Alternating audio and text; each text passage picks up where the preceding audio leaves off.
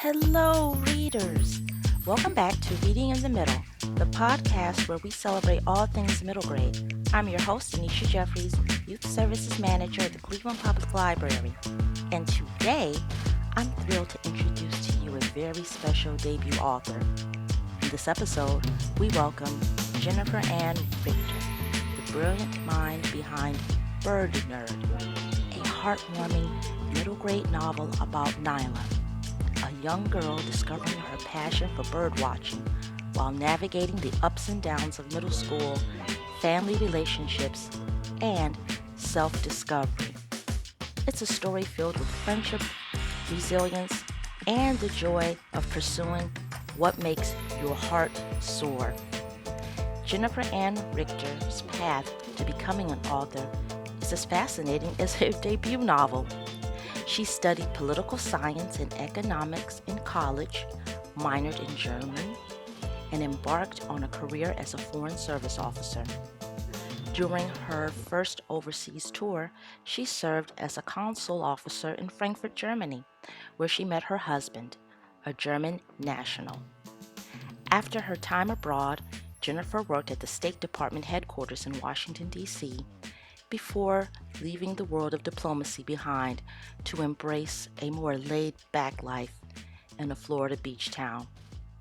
Now, as a debut author, Jennifer brings her unique perspective and rich life experiences to middle grade literature. When she's not writing, she loves spending time outdoors, hiking, bird watching, and enjoying nature's beauty. Whether you're a bird enthusiast, a middle grade literature fan, or someone who loves stories about personal growth, this episode is for you. Let's take flight with Jennifer Ann Richter and Bird Nerd. Hi, Jennifer. How are you today?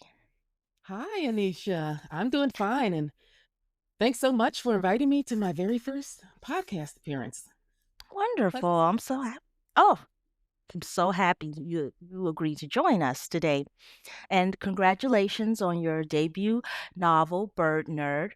Can you tell us briefly about the story and what inspired you to write it? Sure. Let me start first. Just what inspired me. A little bit easier. Sometimes when I try to give that elevator pitch, like the story's about, and then it's like, oh, 10 minutes later. But what inspired me is what inspires a lot of my writing, which are my hobbies. Basically, a lot of times, especially for writing with children, I like the idea of opening up a world to them that they might not have known about, to get them interested in doing something or engaging in some healthy activity that they might not have even thought existed.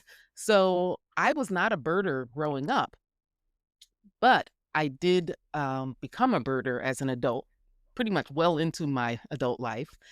And so with Bird Nerd, I was just thinking, well, what would life had been like for me if I, as a city girl in Philadelphia, had gotten into birding. So that's what inspired me to actually get started. That's kind of the basic topic of the book, and then after that, the other themes like nerdiness because I was a nerd growing up, and then friendships. Those sort of just developed as I started writing. So the birding, the hobby of birding is what got me started. And then I just had to flesh it out and create a story with some kind of depth.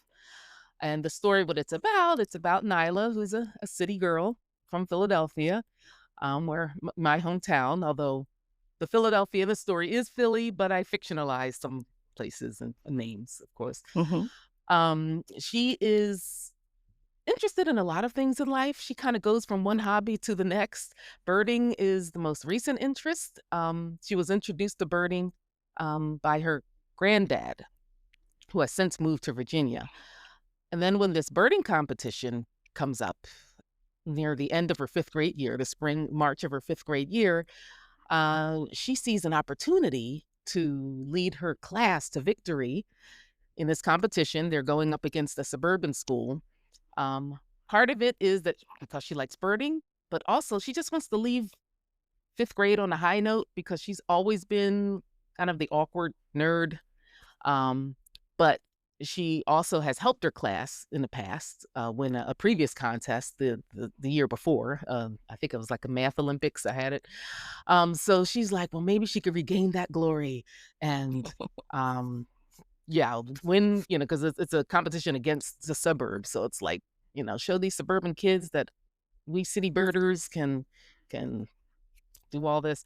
But yeah, she gets side railed, of course.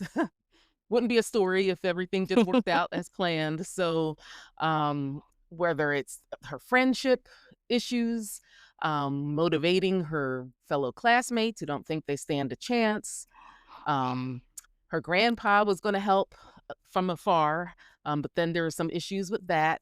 So things get thrown into the mix. But within the drama of the story, I wanted to introduce kids to birds. So there's her birding checklist because she has to have a feeding station in her yard, and monitor the birds, count them. She was also allowed to go on some birding walks because those reports helped also gain points for her class. So there's little things in the book where you'll get to see, the birds that she saw on her birding walks or whatever. And I thought it'd be neat for kids to just look and see, oh, are these the same types of birds that might show up in my yard or not? So yeah, that's Bird Nerd in a nutshell. But it's for Ah, birders and non-birders alike. and for those non-birders, you'll become a bird watching fanatic because one great thing is the birds are everywhere, right? They're in your Yes. backyards, they're everywhere, and that's the wonderful thing that I found that was so great about Bird Nerd because it blends humor, heart, and nature with the challenges of growing up. Why did you choose bird watching as the central theme of the story? Um, Number one, you always hear about kids being glued to their phones, kids staying indoors. My generation, I grew up, I'm dating myself now in the like 70s and 80s. We were outside doing stuff. Um, I wasn't bird watching, but I was spent a lot of time outside. And so I thought, well, okay, bird watching, that's going to get kids at least looking outside, even if it's just looking out their window as opposed to just Mhm. staring down at their phone. That's already a win. But with birding, there's always something new to learn. Like I'm a backyard birder pretty much. I mean, I've gone on birding walks and all, but I'm not at the moment a member of a birding club where we're going out, doing stuff. So it's something that you can do, even in the city. You just look out your window, you might see a hawk flying by. Pigeons, rock pigeons, or rock Mhm. doves. I forget I forget the formal name, but, yeah, they're a bird, but there were just a lot more birds that I didn't even realize you could see in the city until I was an adult, and then I went back home to the house where I grew up. I'm like, "Oh, wait, there's a mockingbird on a stop sign there? I never noticed that growing up." So, yeah, so that's why, the bird watching, I thought, well, that would be a great book for the middle grade audience to get them started young enough to have this lifelong hobby that it'll last a lifetime because there's birds around the country. I mean, I have a um, birding calendar of German birds because I have a connection to Germany. So, Mhm. relative of mine for Christmas sent me one of those page a day Ah, calendars. So I'm learning. nice. So there's always something to learn. So just trying to create lifelong learners. So Yes, because, bird watching it's free. You're not going to break yes. the bank, becoming a bird watcher. You just step outside or look out your window like you mentioned. So, that's one of the things that gravitated me towards the story and Nyla's story. Nyla, she is such a relatable and dynamic character. How did you create her personality and her journey? Is she inspired by anyone you know? Me, sort of. I'm glad you like Nyla. I'm glad she's likable. Yeah, I try not to make anything too autobiographical, since it's fiction. It's not a memoir, but her interest in so many different things definitely is a reflection of me as a kid. I was into astronomy. I had the telescope. I wanted to be so many different things, a detective, a ballerina, and did so many different things. Now, what's different is that Nyla is a little bit of a know-it-all. I don't think I was like that as a child. I mean, not in a nasty way, but, her classmates called her Encyclopedia Brown because she always had her hand up. So she was a little Nyla's a little more outgoing than I was as a kid. I was shy, and I spoke, to my friends and all, but I wasn't very outgoing in the classroom. I gave her a little more, courage than I had as a kid, and I wanted to see someone like me, but someone who actually had courage to speak up in class. So, yeah, so that's Nyla, and there's other people in the story, not necessarily the kids, but, Mhm. some teachers. I just a lot of my characters are what do they call them? Like, con not conglomerate, combinations, basically, composites. That's it, composite characters, Mhm. where I just take aspects of different people's personalities that I've bumped into, not necessarily close people, but just people I just remember running across in life, and that's how I build these, make these characters interesting because they're real, characteristics that I've seen in some person one day, or, Mhm. things like that. So, yeah, so that's Nyla and her gang. Now, Tasha and Jessica both play significant roles in Nyla's life. How did you approach writing these contrasting friendships? Oh, okay. Well, now Tasha, I wanted her to be even bolder than Nyla. She was the one that helped stick up for Nyla in the playground. I have them doing double dutch. I don't know if kids jump double dutch nowadays. I wanted to explain a little bit. There's this resurgence of double dutch. I don't know if that quite made it into the book, but Tasha is just someone I wanted to have a little bit stronger, but also someone who maybe doesn't want to show her weaknesses. Mhm. So that's why she was very quiet, about things that were going on in her life, and Nyla was not catching on to that there was something going on. Um, Now the other character, there's Portia. I gave her a fancy name because she's the fancy girl character in the story.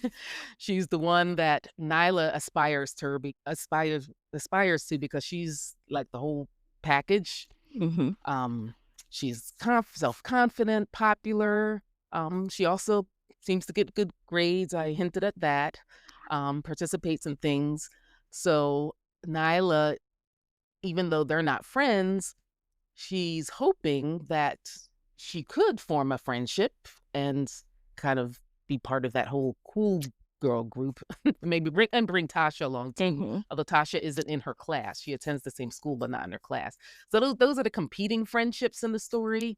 You have the lifelong friend, but then you have the aspirational friend, the one that you think is the friend that you really need, but might not be the case.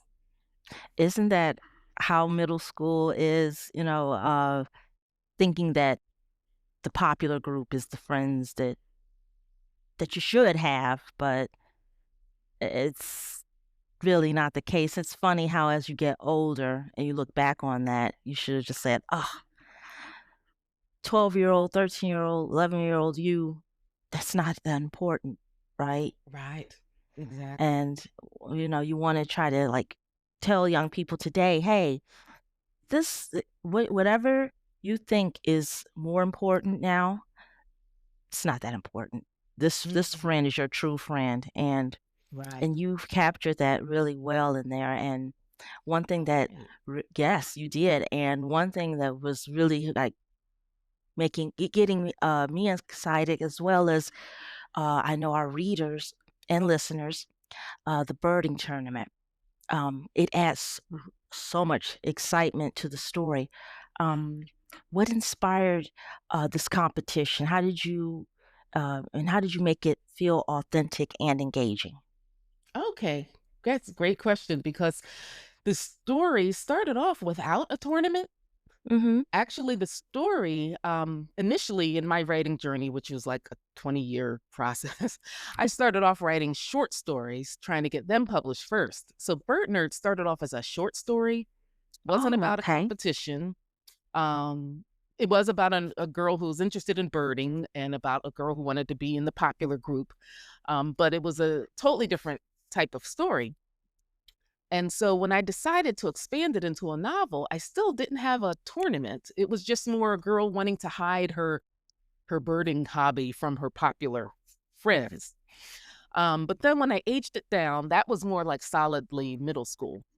But then when I decided, maybe I want to write this for a younger, for like it a fifth grade class.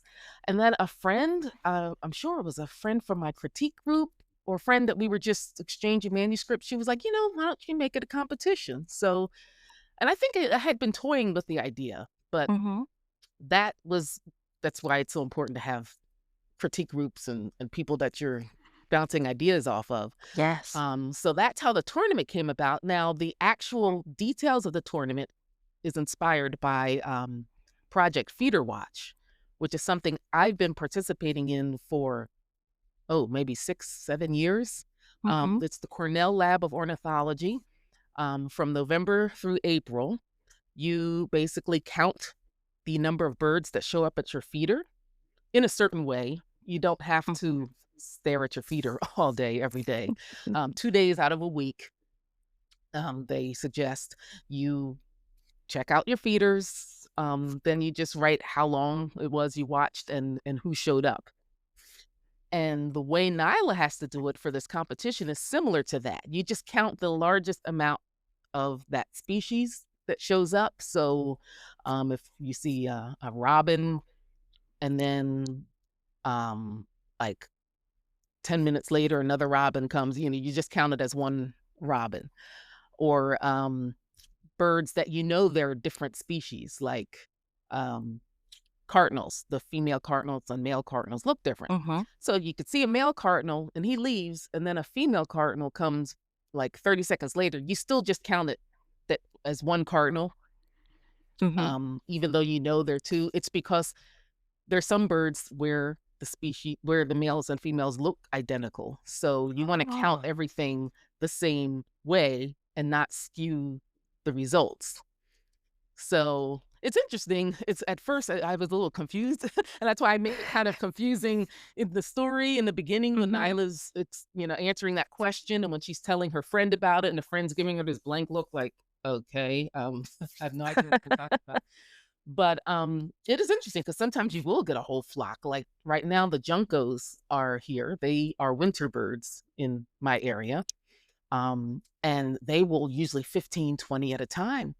They like to feed on the ground, little gray Mhm. birds with like white chests and pink beaks. And so for that feeder watch week, I'll have like 15 juncos because they all decided to show up together. Now for the Cornell bird watching, is do you have an app? Is there a camera in your bird feeder so you can keep track, or do you have to go outside to track the I birds? have it. Yeah, you have to either have your feeder set up at within view of a window. Like I'm looking at my feeders now. Um, in my office, I have a great view of my feeders. They Mhm. actually prefer you not to have a camera because they want the results to be consistent. So if some people have a camera, then they're going to count more birds because they're seeing birds, all the time when they're not looking. Oh, So they want everyone's count to kind of be using the same type of you're just using your eyes and counting that. nice. So yeah, you register for it. You can hop on at any time before it ends in April. So you don't have to start in January. You just can go onto their site, Project Feeder Watch, and I think it's like 15 or $18 to participate, and you get a little I think you get a calendar or something, Ooh, and instructions on how to participate. I think some schools really? do it. Mhm. I need to look into that because I saw them post something about, instructional materials, but yeah, but that's winter. The Nyla's tournament is obviously in the spring, but I wanted to have a little bit of the spring birds in there. Awesome. Like, okay, now do you have a favorite bird species and does it make an appearance in the story? Um, I do, and I don't think it made an appearance, no. I had to think. Sometimes, you write these stories and it's like, you cut things out and you forget what was it you cut out, what's the story. My favorite is, the rose-breasted grosbeak, and that is not a frequent feeder visitor. I have yet to have one show up at my feeder. They pass through my area, so I'll only see them during migration and very limited amount of time. There are certain foods that they like, but they're beautiful birds. They're just bright red splotch on their chest, and then the white Mm. tummy, and then the black, red, and white. That's just a striking combination. So I finally did get to see one. um, I was in the Shenandoah Mountains, and it Mm-hmm. was the last day of a trip that we took during COVID, actually, and lots of birds um, came out. It was like every bird and its mother was there on that trip. I got to record so much, and the very last few seconds, even about to leave the hotel room, and I step out in the balcony and was like, "Oh, still haven't seen a grosbeak," and then one lands right in front. So didn't have, and of course, I didn't have my phone with me or anything, but I didn't want to leave because once you leave, then Mm-hmm. to grab your phone, the bird will fly off. So, but yeah, that's my favorite. And as far as the feeder visitors, I mean, I do like the little juncos because I only see them in winter. Mm-hmm. And I'm starting to get pine warblers now, which I hadn't gotten before. So Ooh. they're kind of pretty because that greenish yellow, and Mm-hmm. so now my So, ultimate bird is that I'm sorry. oh no, go on. No, no, you're fine. No, that's fine. No, the bird that I'm anxious to see next, what they call Mm-hmm. lifer birds. Birders will say that's a lifer for me.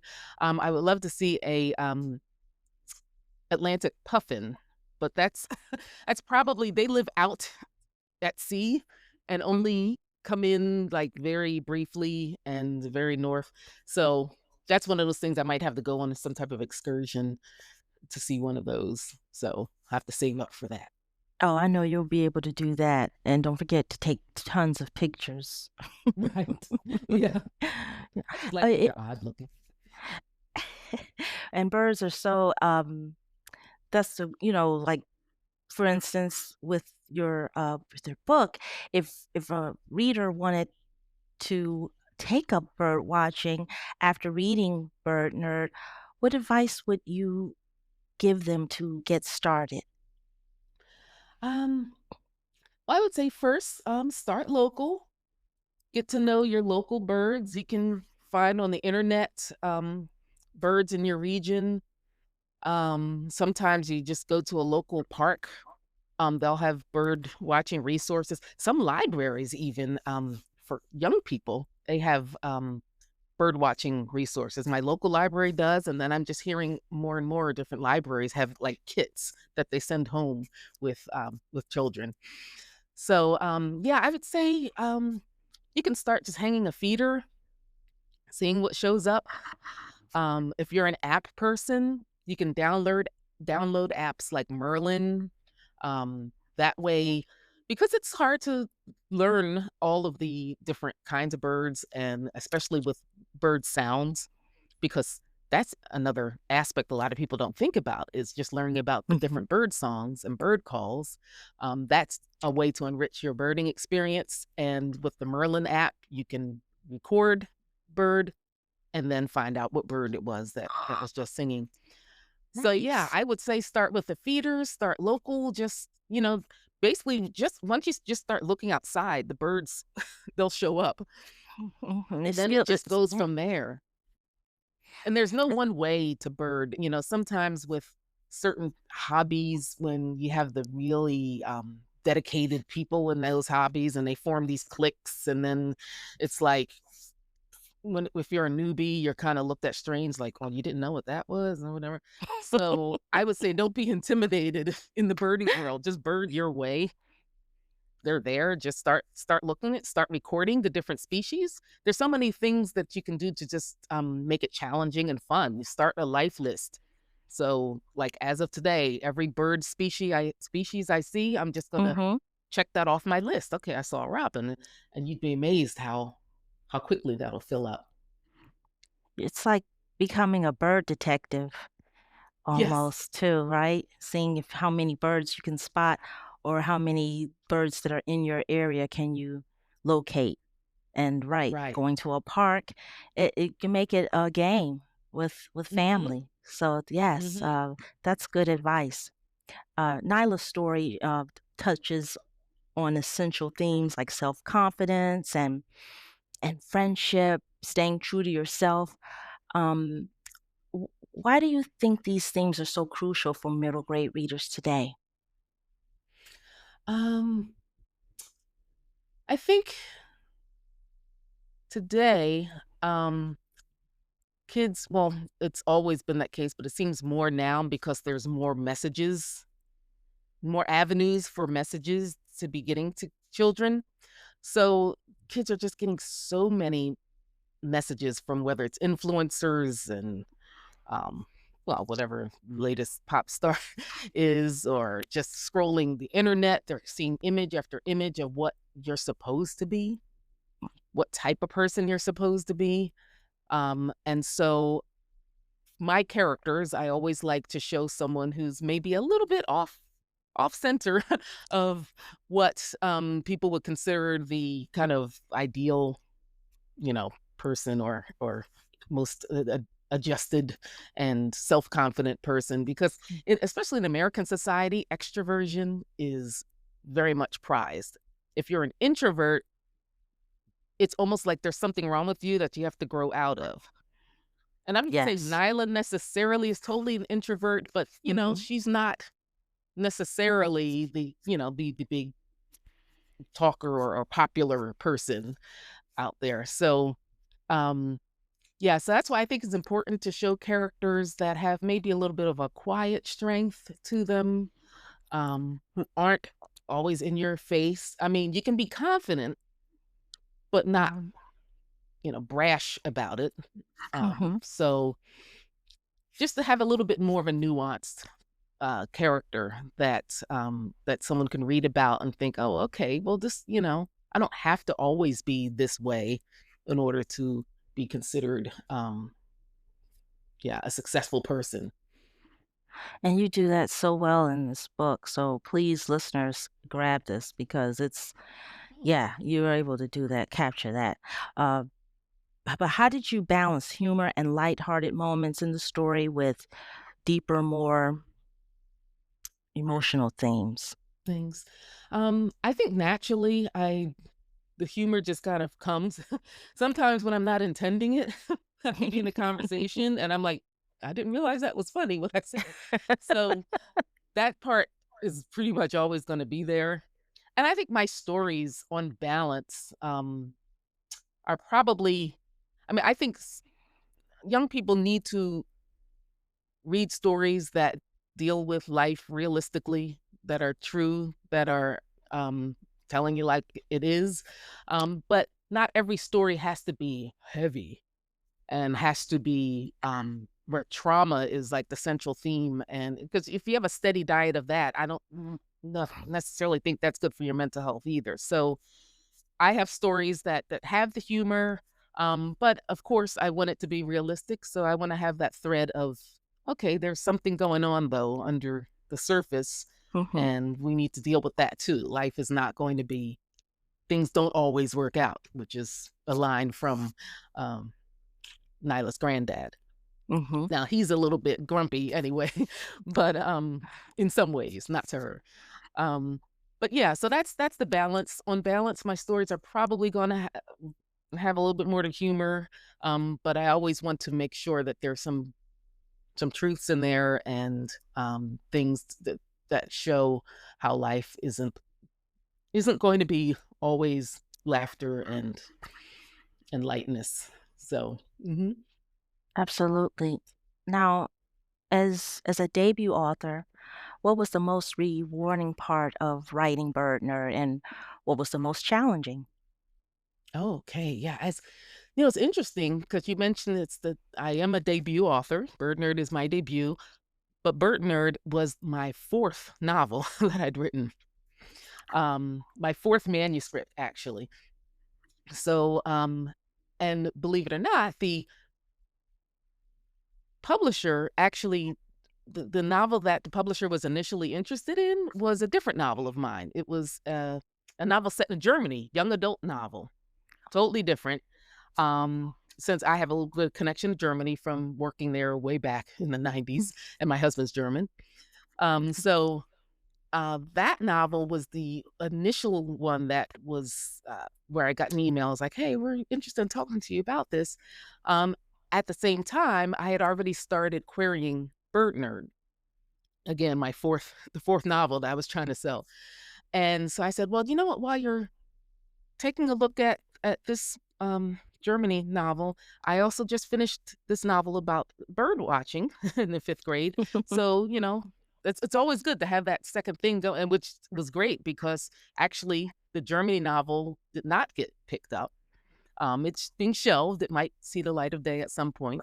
Oh, they ended up being more interested in Bird Nerd. So but it came with a two-book deal because they liked my writing enough, and I was like, "Wow, that's so blessed."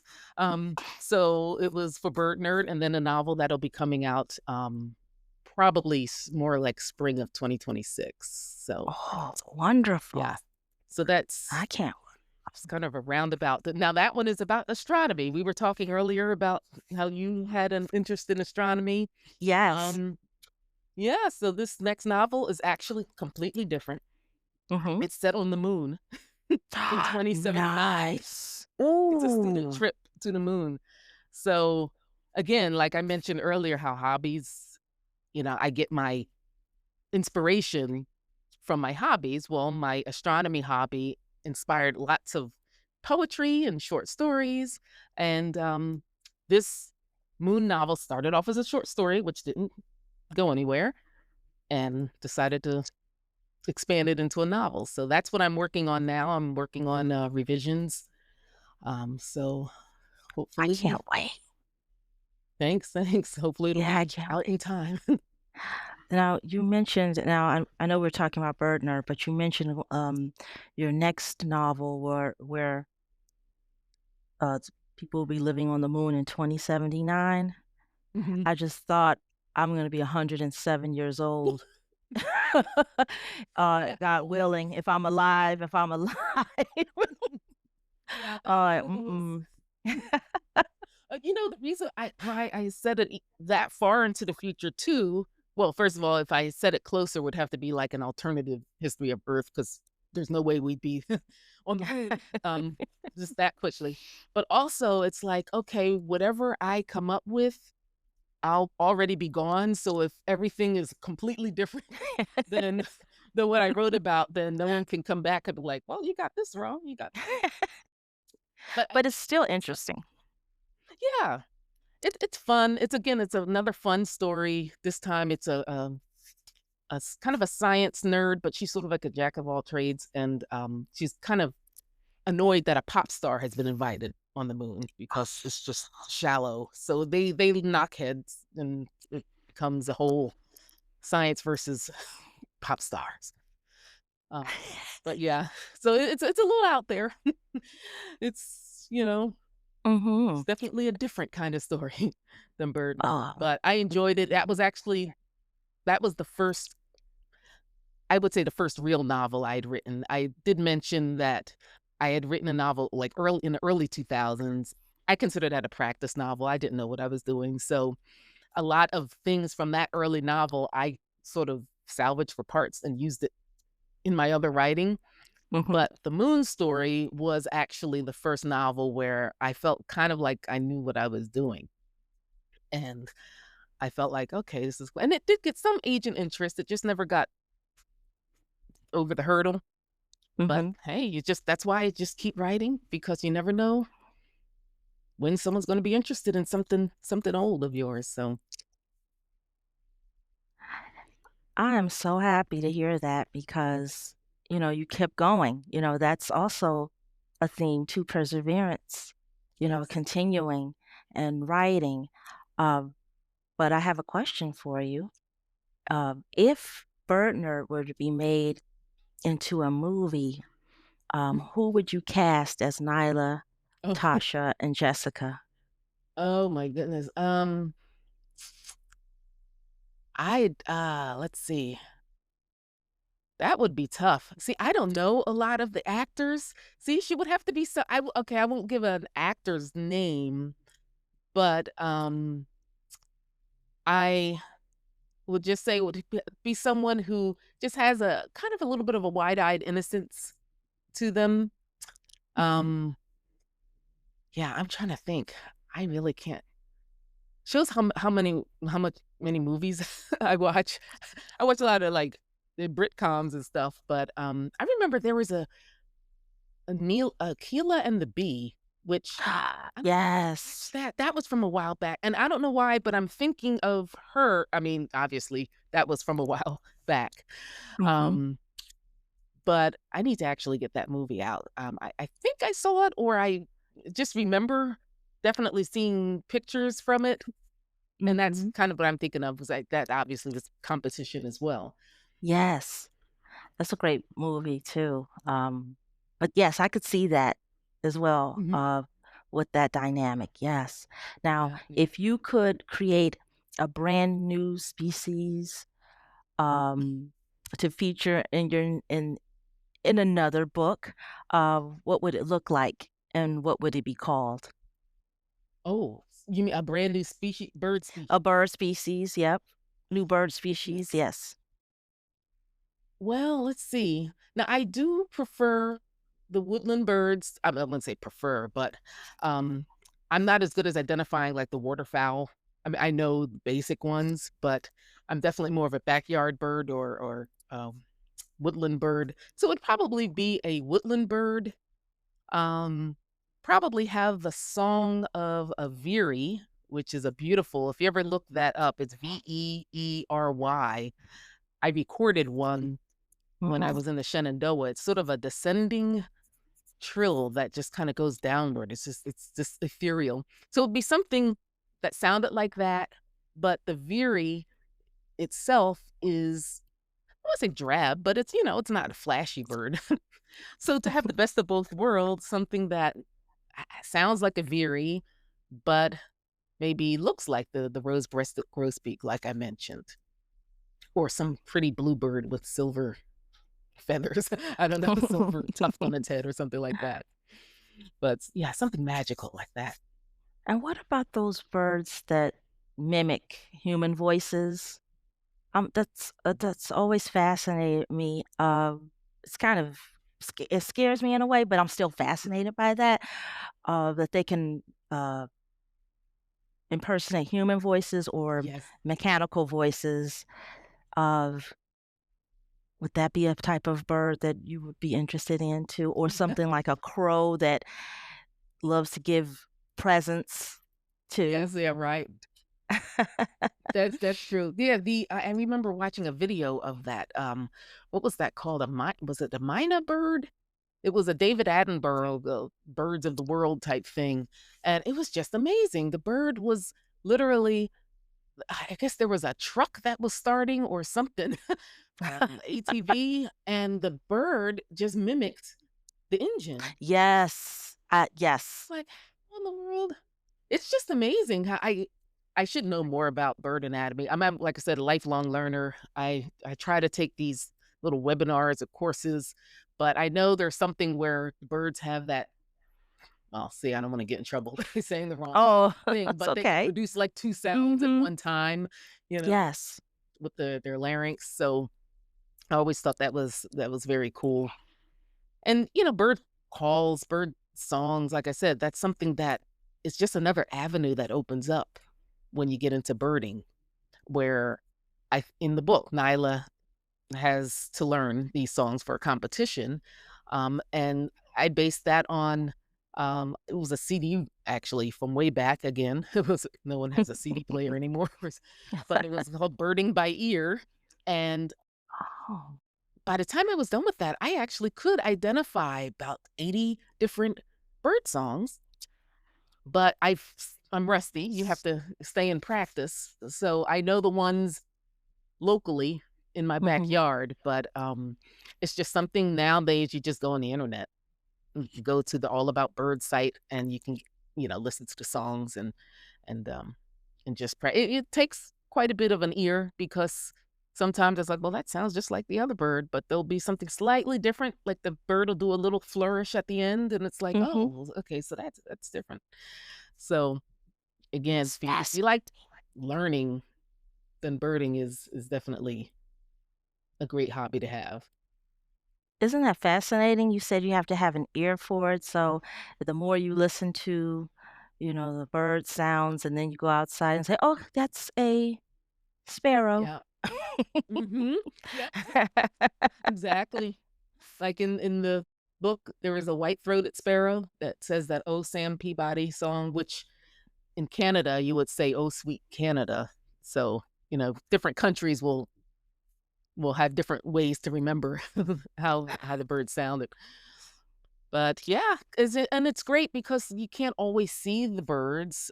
So at least when you're birding and say you just all the birds are kind of hiding out somewhere you can't see them, you'd still be Mhm. able to hear them.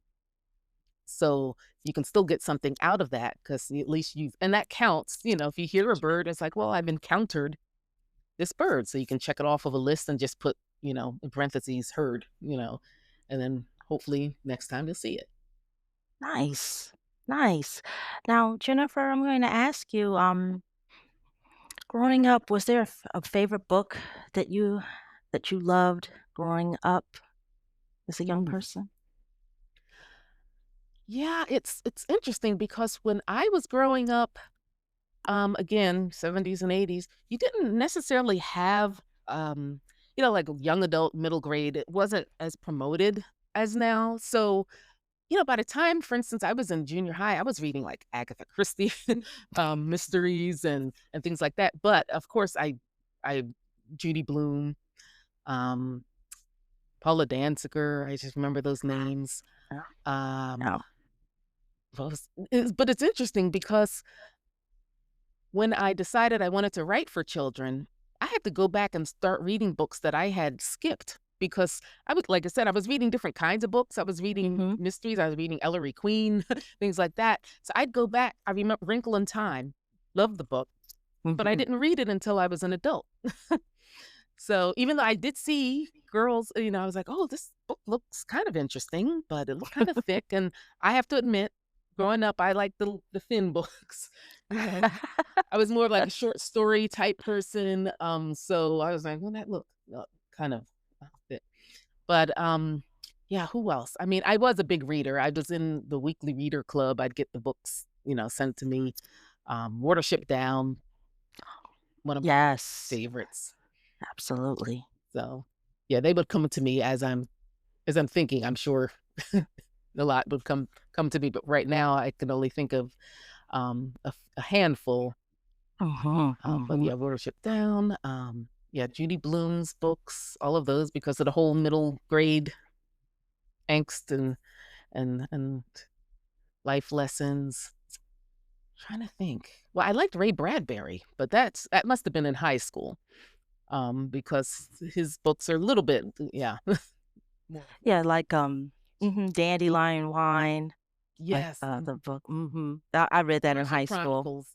Mhm. Yeah, that was pretty much my favorite. I would just read over and over again because they were like the collection of short stories. So they were linked, but I just liked that whole idea of just okay, I read a story and I do wish there were more opportunities for writing short story collections because I do still that was my first love with writing. Mhm.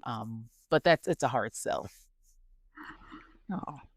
But what advice would you give aspiring middle grade authors who are just starting out? Um, well, first and foremost is persistence because there's when it comes to rejections, I've probably been rejected like hundreds of times, whether it's short stories, my novels, sending them to agents and publishers.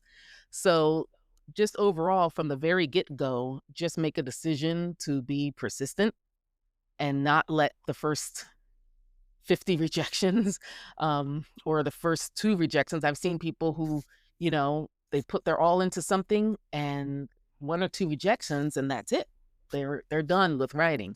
So you have to develop a thick skin, and even after you're published, because you're gonna get, bad review. I'm sure not everyone's gonna like your, whatever book you write. And also for me, what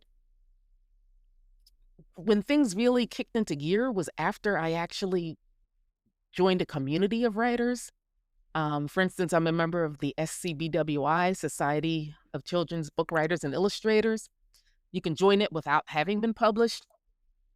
And I didn't join it. I started this writing journey in the early 2000s, believe it or not. Like, 9/11 figured into that. People were rethinking their lives and what they Mhm. want to do after that, after such a big cataclysmic thing happened. But I didn't know about SCBWI and didn't join it until 2015. And I'm thinking if I had joined earlier, I would have had a critique group. I would have benefited from the workshops, the conferences where you just get to rub shoulders and talk to agents and editors. So I would say, have the mindset that you're going to be persistent and not give up, but also join an organization like SCBWI, and or if there's critique groups that you find out about, because um, you just don't know what you don't know. It's like you start Mhm. writing and you're thinking, like my first novel I mentioned. Looking back, I'm like, oh boy, I had every trope in the book. It was not original. I mean, things that I thought were original at the time, until Mhm. you actually become part of a writing community and just get exposed to a lot of instruction, you realize, oh, that idea wasn't as original as I thought it was. So, um, yeah. So I think, yeah, the community is definitely a big plus, and you don't have to be. I'm, pretty much a confirmed introvert, but a lot of writers are. So when you're in a writing community, you're going to be among people who are Mhm. are more like you. So yeah, and just constantly learn, constant, because you're going to have to just constantly improve. And Mhm. even as a published author, I look at things like, oh, I would have written that like totally different now. Certain passages, you like reading it with one eye closed, like, oh, did I write that? So with each new piece, you'll learn something and you'll get better. So just keep writing and write different things, like dabble in poetry and things like that, because that all can help.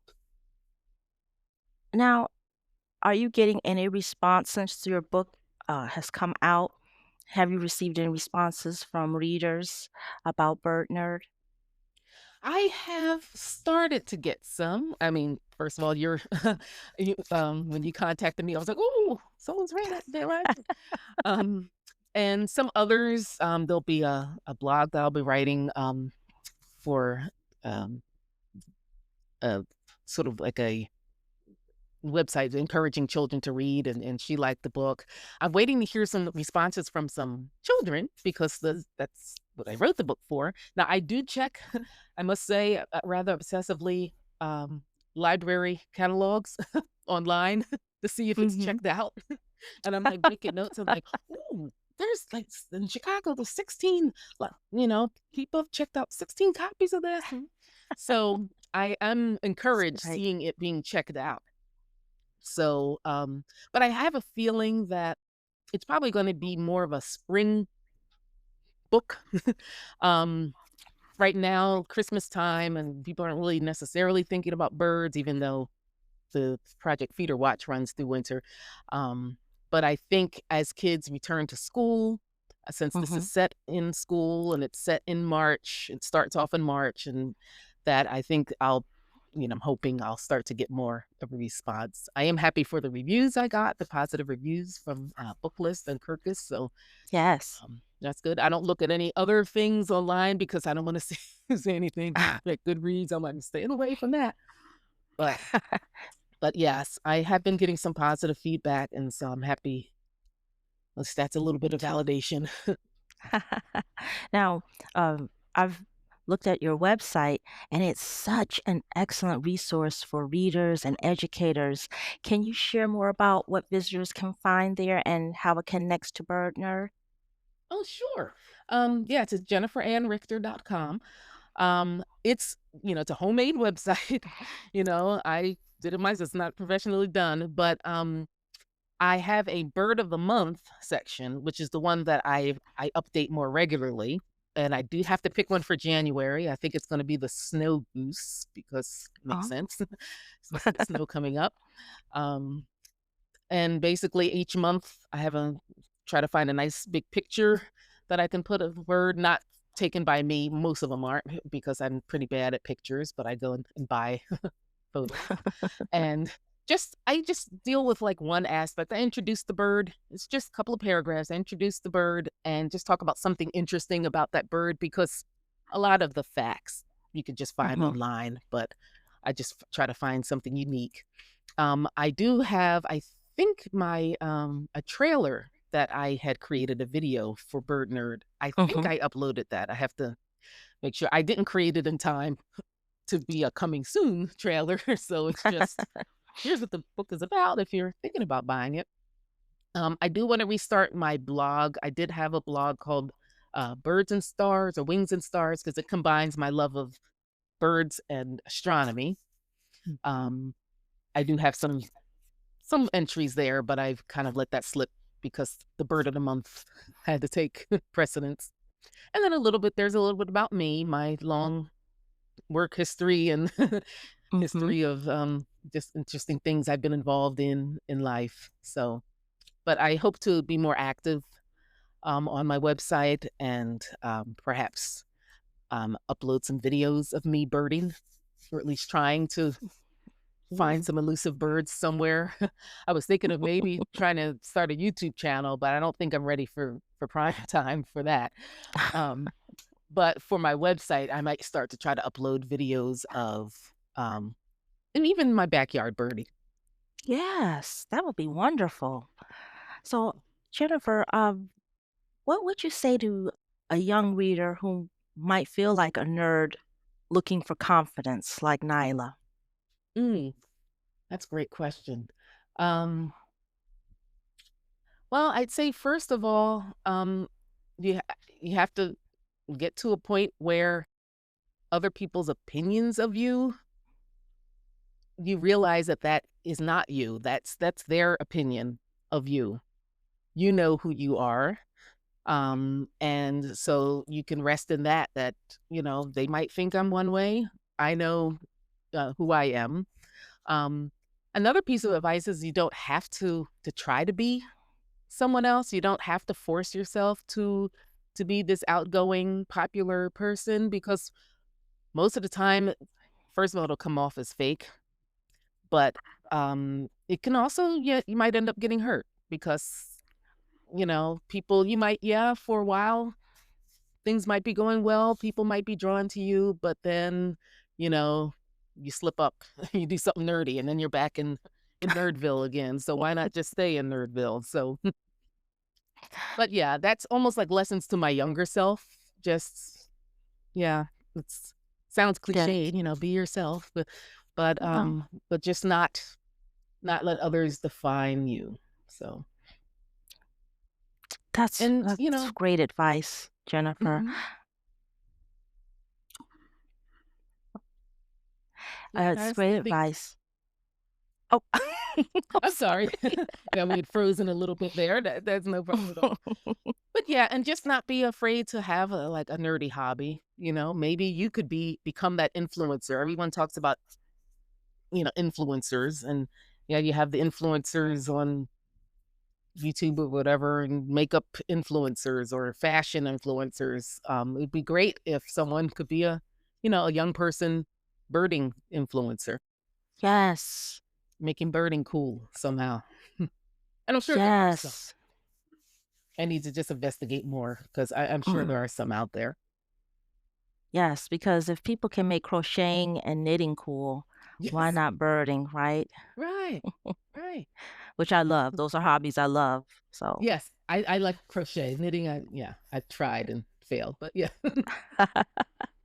That's great advice, Jennifer. And I want to thank you so much for joining us on Reading in the Middle. And listeners, go right now, turn off this podcast and go and grab a copy of Bird Nerd because you will not be disappointed. And also, Jennifer, you mentioned that Bird Nerd is also going to be on an audio as well, correct? Yes. Not sure when, but Mm-hmm. definitely Be on things are the in the works. Yeah, so be on the lookout for that because that's also great too. So while you're listening for birds, you can listen to the story of Yes. Bird Nerd, right? And this is this, right? So, Jennifer, it's been a pleasure. I want to thank you so much for joining me. This has just been awesome, awesome conversation. Thank you so much for inviting me on, and I tell you, best of luck with your podcast. You've had some great guests, so I will be a listener now. As you. Oh, thank you. Thanks.